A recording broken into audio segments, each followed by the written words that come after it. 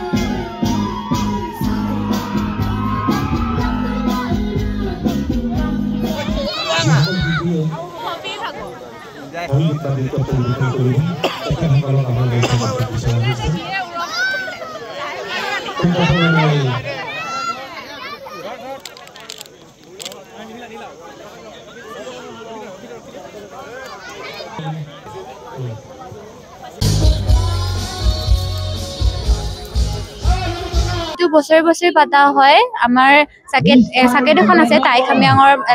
বুলি নহয় 6টা জনগোষ্ঠী আছে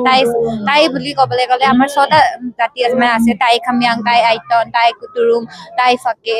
টাই খামিয়াং এনেকা 6টা আছে টাই আহোম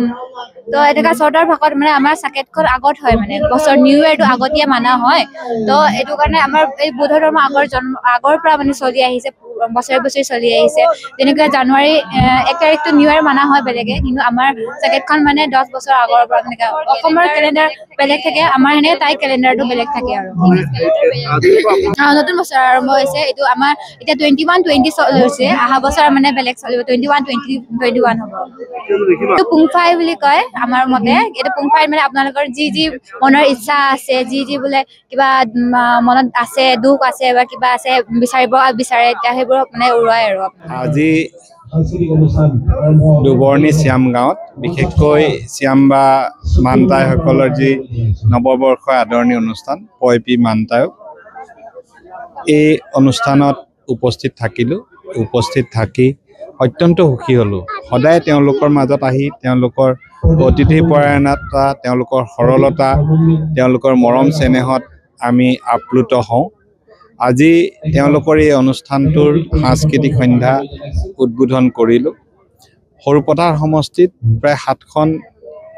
শ্যাম গাঁও আছে যে মানতাই গাঁও আছে বৌদ্ধ ধৰ্মাৱলম্বী আৰু আটাইকেইখন গাঁৱৰ লগত আমাৰ খুব মধুৰ সম্পৰ্ক প্ৰত্যেক গাঁৱতে একোভাগকৈ বৌদ্ধ মন্দিৰ আছে